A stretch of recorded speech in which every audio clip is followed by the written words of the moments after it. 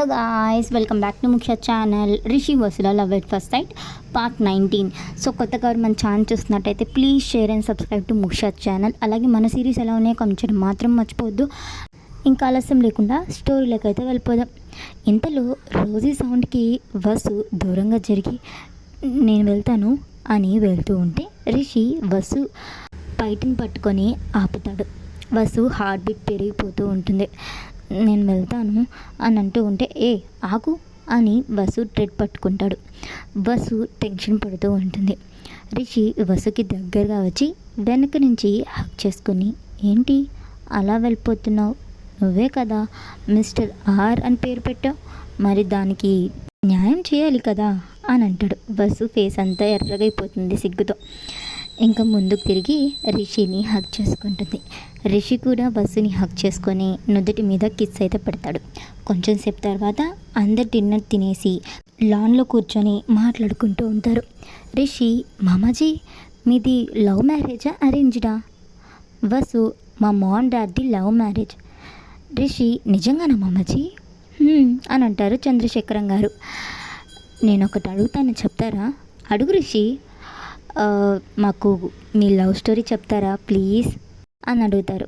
ఇంకా అందరికి కూడా చంద్రశేఖరం కానీ ప్లీజ్ ప్లీజ్ అని చెప్పి అడుగుతూ ఉంటే చంద్రశేఖరం గారు, ఓకే చెప్తాను. నేను అప్పుడే ఒక స్టార్టప్ కంపెనీ స్టార్ట్ చేశాను. లావణ్య కూడా వాళ్ళ కంపెనీని టేక్ ఓవర్ చేసింది. ఇద్దరం ఒక ప్రాజెక్ట్ కోసం మీట్ అయ్యాం. సో అప్పుడే నేను లావణ్యని ఫస్ట్ టైం చూడ్డాం. ఆ ప్రాజెక్ట్ నాకు రావడంతో లావణ్య వాళ్ళ నాన్నగారు నన్ను ఇంటికి ఇన్వైట్ చేశారు. అప్పటి నుంచి నేను లావణ్య మంచి ఫ్రెండ్స్. తర్వాత ప్రేమించుకున్నాం. లావణ్య వాళ్ళ నాన్నకి మా ప్రేమ గురించి తెలిసింది. మా ఇద్దరి ప్రేమని అంగీకరించి పెళ్లి జరిపించారు. ఆ తర్వాత కొన్నాళ్ళకని చనిపోయారు. తర్వాత మేము చాలా హ్యాపీగా ఉండేవాళ్ళం. మా హ్యాపీనెస్ని డబల్ చేయడానికి నా చిట్టి తల్లి వసు పుట్టింది. అప్పటి నుంచి ప్రతిరోజు ఒక సెలబ్రేషన్లా ఉండేది. మా ప్రొఫెషన్స్లో మేము ఎంత బిజీగా ఉన్నా మా ఫ్యామిలీ కోసం టైం స్పెండ్ చేసేవాళ్ళం. ఎవ్రీ ఇయర్ ముంబైలో బెస్ట్ ఇంటీరియర్ డిజైనర్గా అవార్డు ఇస్తూ ఉండేవాళ్ళు. సో టాప్ 5 కంపెనీస్లో టాప్ 2గా నాది లావణ్య కంపెనీ ఉంది. ఇంకా లాస్ట్గా best interior designer award Chandrasekharam కంపెనీకి వచ్చింది. అందరూ విష్ చేశారు, లావణ్య తప్ప. తను నా సక్సెస్ని తీసుకోలేకపోయింది. కొన్ని రోజులు మాట్లాడడం మానేసింది. చిన్న చిన్న గొడవలు కాస్త పెద్ద అయ్యాయి.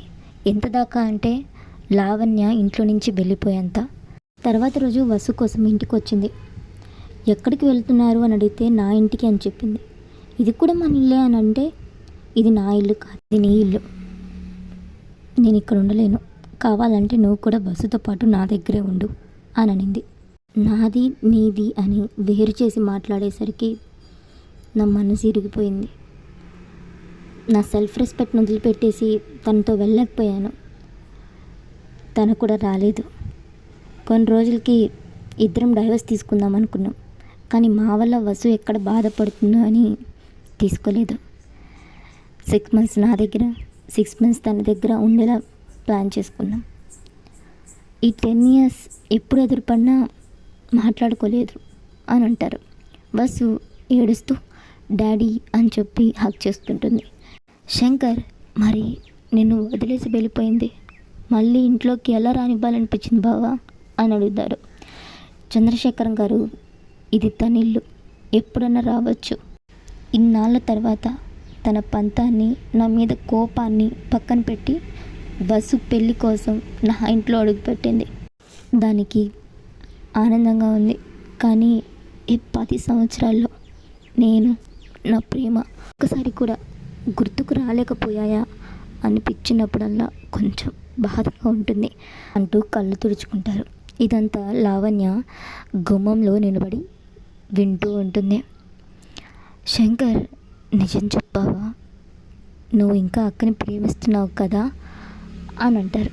లావణ్య ఏం చెప్తారా అని చెప్పి వింటూ ఉంటుంది. చంద్రశేఖరం గారు, ఎవరి మీదన్నా ప్రేమను పెంచుకుంటే అది చచ్చే వరకు పోదు, సంతోషమైన బాధ అయినా మనతోనే ఉండిపోతుంది అని చెప్పేసి వెళ్ళిపోతారు. లావణ్య కళ్ళు తుడుచుకొని రూమ్లోకి వెళ్ళి నేను చంద్రకు దూరంగా వెళ్ళి తప్పు చేశానా అని చెప్పి ఆలోచిస్తూ ఉంటుంది. ఇక మార్నింగే గ్రీన్ కలర్ శారీ చూస్తూ, ఇది చంద్రకి ఫేవరెట్ కలర్, ఈ శారీని నేను కట్టుకుంటే నా మనసులో చంద్ర గురించి ఏమనుకుంటున్నానో తనకి తెలుస్తుంది అని ఫ్రెష్ అయ్యి శారీ కట్టుకొని కిందకైతే వస్తుంది. ఇంతలో ఒక లేడీ వస్తుంటే సౌరవ్ అడ్డుగా కాలు పెడతాడు. ఆ లేడీ పడబోతూ ఉంటే చంద్రశేఖరం గారు పట్టుకుంటారు. ఇద్దరు అలాగే చూసుకుంటూ ఉంటారు. సౌరవ్ రిషితో, ఏంటి బ్రో, లావణ్య ఆంటీ పడతారనుకుంటే ఈవిడెవరో పడింది అని అంటారు. రిషి, ఏం కాదులే అంటూ లావణ్య చూస్తాడు. లావణ్య ఉడుక్కుంటూ ఉంటే సౌరవ్ అచ్చూడు అని చెప్పి అంటాడు. సౌరవ్, ఆంటీ జెలస్ ఫీల్ అవుతున్నారు, మన ప్లాన్ సక్సెస్ అయినట్టే అని అంటారు. ఇంకా లావణ్య వాళ్ళిద్దరినీ కోపంగా చూస్తూ ఉంటుంది. చంద్రశేఖరం గారు, hey Nagma, how are you? I'm fine Chandu, చాలా రోజులైంది నేను చూసి. నేను కూడా, నువ్వేంటి ఇక్కడ అని అడుగుతాడు. వెడ్డింగ్ ప్లాన్ అని కదా, ఇక్కడ ఎవరిదో వెడ్డింగ్, సో వాళ్ళని కలవడానికి వచ్చాను అని అంటుంది. ఎవరిదో కాదు, తినే వసు, నా కూతురుది. నగ్మ, నీ కూతురా? వసు, మీ డాడీ నీకు బ్రదర్ లాగా ఉన్నాడు, he so young and handsome అని అంటుంది. వసు చంద్రశేఖరం గారు నవ్వుకుంటూ ఉంటే లావణ్య, చందునా, యంగ్ అండ్ హ్యాండ్సమ్, ఎవరిది అంటూ ఉడుక్కుంటూ ఉంటుంది. నగ్మ, సరే ఇక్కడ లావణ్య అంటే ఎవరు? శంకర్, మా అక్కే, ఎక్కడున్నారు అని అడుగుతుంది. లావణ్య, ఇక్కడున్నాను అని అంటుంది. నగ్మ, హలో లావణ్య గారు, మా టీం మీకు మొత్తం డిజైన్స్ అన్నీ చూపించారంట కదా, రేపు హల్దీ ఫంక్షన్ నుంచి వెడ్డింగ్ అయిపోయేంత వరకు నేనే దగ్గరుండి చూసుకుంటాను అని అంటుంది. లావణ్య, సరే వెళ్ళండి అని అంటుంది. నగ్మ, బాయ్ చంద్ర, రేపు హల్దీ ఫంక్షన్లో కలుద్దాం అని చెప్పి నవ్వుతూ వెళ్తుంది. చంద్రశేఖరం గారు, బాయ్ నగ్మ అని అంటూ ఉంటే లావణ్య, శంకర్ పైకి రారా అని అంటుంది. శంకర్, ఏంటక్క పిలిచావు? ఆ వెడ్డింగ్ ప్లానర్ కాంట్రాక్ట్ని ఇప్పుడే క్యాన్సిల్ చేయి అంటుంది. ఎందుకక్క?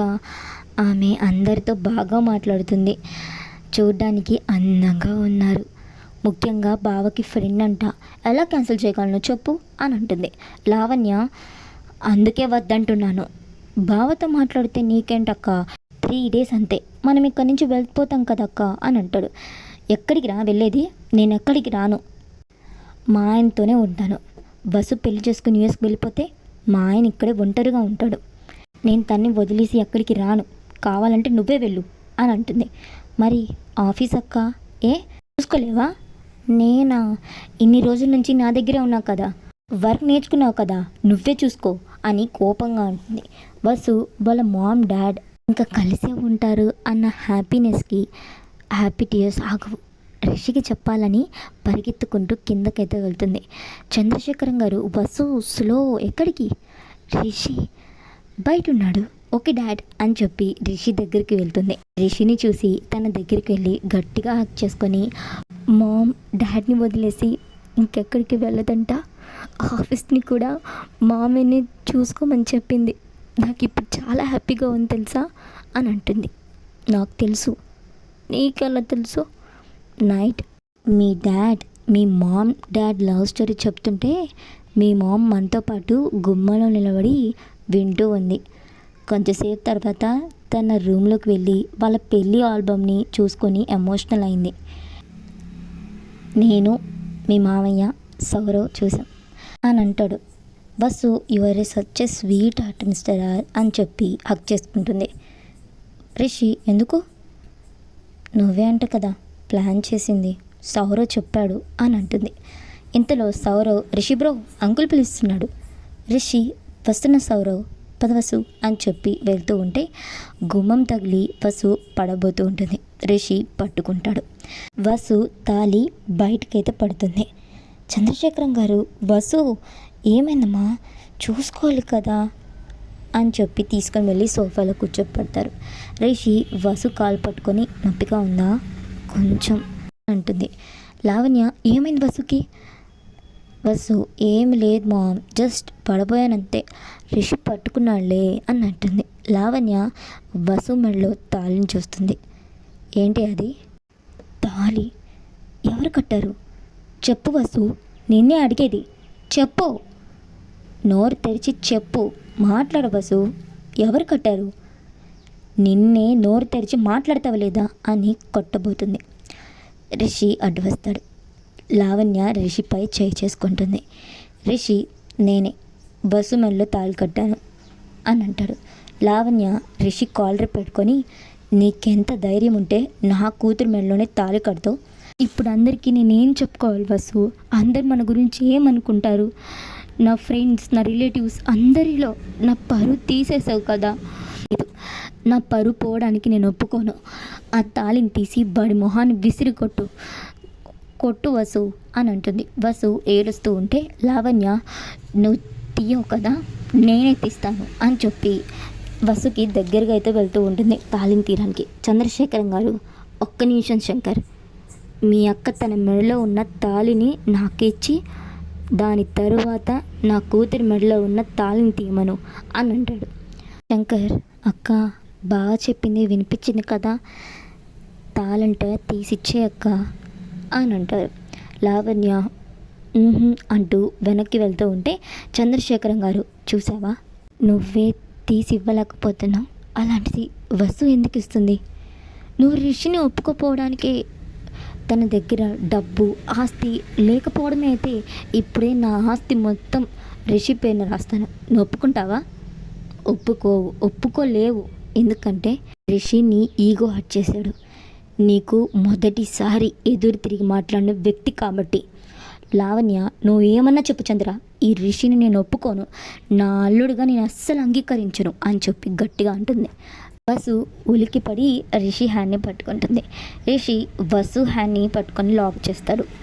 లావణ్య వాళ్ళిద్దరు హ్యాండ్స్ చూసి, వాడి చేయి వదులు వసు అంటుంది గట్టిగా. వసు వదిలేస్తుంది. లావణ్య, నీకు నా కూతురికి ఎలాంటి సంబంధం లేదు, మర్యాదగా ఇంట్లో నుంచి బయటికి వెళ్ళు అని అంటుంది. రిషి, వసు చెప్తే నేను వెళ్ళిపోతాను అని అంటాడు. సరే వసు, వాణ్ణి ఇక్కడి నుంచి వెళ్ళిపోమని చెప్పు అని అంటుంది. వసు రిషి హ్యాండ్ పట్టుకొని, నువ్వు చెప్పావని ఒక్కసారి అందరి ముందు నో చెప్పి తనని బాధ పెట్టాను, దూరం చేసుకున్నాను మా, ఇప్పుడు మళ్ళీ దూరం చేసుకోలేను, నాకు తను కావాలి మా, తనతో ఉంటే నేను హ్యాపీగా ఉంటాను అని అంటుంది. ఏం మాట్లాడుతున్నావు అర్థమవుతుందా నీకు, నీకేం తెలీదు, లోపలికి పద అని తీసుకొని వెళ్తూ ఉంటే రిషి వసు హ్యాండ్ పట్టుకుంటాడు. లావణ్య, రే తను నా కూతురు, చేయి వదులు అని అంటుంది. రిషి, ఇప్పుడు తను మీ కూతురు కాదు, నా భార్య, మిసెస్ వసుధర రిషి కుమార్ అని అంటాడు. చంద్రశేఖరం గారు అలాగే సౌరవ్, శంకర్ అందరికీ ఫేస్లో స్మైల్ వస్తుంది. పద వసు వెళ్దాం అని అంటాడు. లావణ్య, వసు ఎక్కడికి వెళ్తున్నావు, ఎక్కడికి వెళ్ళకు వసు, ప్లీజ్ నా మాట విను అని అంటూ ఉంటే రిషి, నేనేమి వసుని మీకు దూరంగా తీసుకొని వెళ్ళట్లేదు, అవుట్ హౌస్లోనే ఉంటాం, మీకు ఎప్పుడు కావాలంటే అప్పుడు వచ్చి చూసుకోండి, అమ్మ నాన్న లేకపోతే ఆ బాధ ఎలా ఉంటుందో నాకు బాగా తెలుసు, నా భార్యకి వాళ్ళ అమ్మ నాన్నని దూరం చేసేవాడిని అయితే కాదు అని చెప్పి అంటాడు. వసు కాళ్ళు నొప్పిగా ఉండేసరికి అబ్బా అని అంటుంది. రిషి బస్సుని ఎత్తుకొని అవుట్ హౌస్కి తీసుకెళ్తాడు. కొంచెంసేపు తర్వాత వసు రిషి దగ్గరికి వెళ్ళి, ఎందుకు ఫేస్ అలా పెట్టావు, నా వల్లే కదా ఇదంతా అని అంటుంది. ఎప్పుడన్నా తెలియాల్సిందే కదా, నువ్వెందుకు మధ్యలో వచ్చావు, చూడు నీకు తగిలింది అని అంటుంది. రిషి, నా గులాబీని కొడుతుంటే ఊరుకుంటానా అంటాడు. వసు నవ్వుతూ ఉంటే, సరే పద డిన్నర్ చేద్దాం అని అంటాడు. వసు, నాకొద్దు, నువ్వు వెళ్ళి తిను అని అంటుంది. అలా అనకూడదు, ఉండు నేను వెళ్ళి తీస్తాను అని చెప్పి ప్లేట్లో ఫుడ్ పెట్టుకొని వసుకి తినిపిస్తూ ఉంటే, వసు నువ్వు తిను, నేను తింటానులే, నువ్వు తిను అని చెప్పి తినిపిస్తూ ఉంటాడు. వసు అదేం కుదరదు, ఉండు నేను పెడతాను అని తినిపిస్తూ ఉంటుంది. చంద్రశేఖరం గారు, ఈ గొడవకి ఇద్దరు తినకుండా బాధపడుతూ ఉంటారేమో అని ఫుడ్ ఇద్దామని వచ్చాను, ఇక్కడ చూస్తే సీన్ వేరేలా ఉంది అని అంటారు. వసు, డాడ్ మామ్ ఇంకా కోపంగానే ఉందా, తన కోపం ఎంతసేపులే వసు అని అంటారు. మామ్ తినిందా, మా అక్క ఎంత కోపంలో ఉన్నా సరే ఫుడ్ తినకుండా ఉండదు తెలుసా అని అంటారు శంకర్. బస్సు నవ్వుతుంది. చంద్రశేఖరం గారు రిషిని చూస్తూ, ఏంటి రిషి, నా కూతురికే తినిపిస్తావా, మాకు పెట్టవా అని అంటారు. రిషి, అదేం కాదు మామజ్జీ, పదండి తిందాం అని అంటారు. చంద్రశేఖరం గారు, ఇప్పుడు కాదులే, రేపు అందరం. వినిపిస్తుందా Shankar?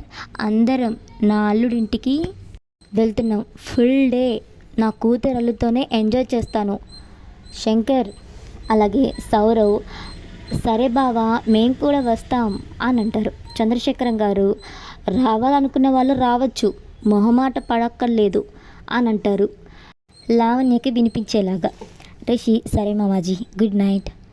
Vasu, good night dad అని చెప్పి లోపలికి వెళ్తుంది. వసు దిక్కులు చూస్తూ ఉంటే, రిషి, నువ్వు వెళ్ళి బెడ్రూమ్లో పడుకో, నేను హాల్లో సోఫాలో పడుకుంటాను అని అంటాడు. వసు, సరే, good night. Good night Vasu అని అంటారు. Vasu, good night mister R అని పడుకోవడానికి వెళ్తుంది.